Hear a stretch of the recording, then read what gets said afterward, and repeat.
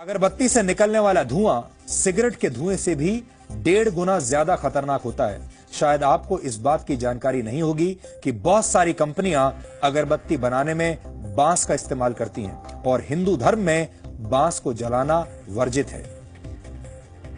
अब आप देख रहे हैं मेरे इस हाथ में एक अगरबत्ती है। बांस की एक पतली सी लकड़ी पर यह सुगंधित लेप लगाया जाता है और सारी मुसीबत की जड़ अगरबत्ती में मौजूद बांस का यह छोटा सा पतला सा हिस्सा है। हमारे शास्त्रों में बांस को जलाना वर्जित है। किसी भी हवन या पूजा में बांस को नहीं जलाया जाता। यहां तक कि चिता में भी बांस की लकड़ी का इस्तेमाल नहीं किया जाता। अर्थी के लिए बांस की लकड़ी का इस्तेमाल जरूर किया जाता है, लेकिन उसे जलाया नहीं जाता।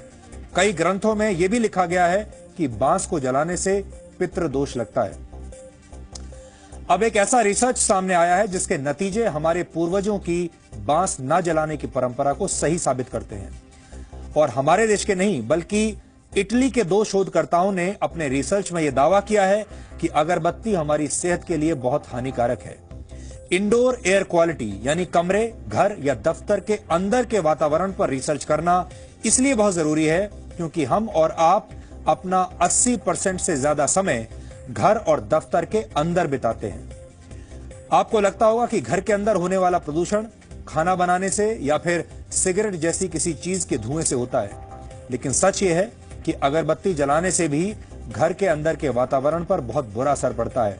इससे भले ही हवा में खुशबू फैलती हो, लेकिन प्रदूषण फैलाने वाले कणों का स्तर बहुत तेजी से बढ़ जाता है।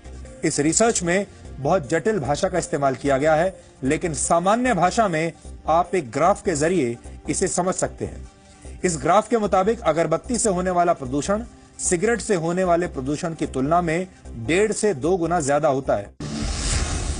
एक स्टडी के मुताबिक अगरबत्ती जब जलती है तो उसकी सुगंध के चारों ओर फैलने की वजह फैथलेट नाम का केमिकल होता है। ये एक फैथलेट एसिड का ईस्टर होता है। रिसर्च के मुताबिक अगरबत्ती की खुशबू न्यूरोटॉक्सिक और हेप्टोटॉक्सिक को सांस के साथ शरीर में पहुंचाती है, जो कैंसर और ब्रेन स्ट्रोक की वजह बन सकता है।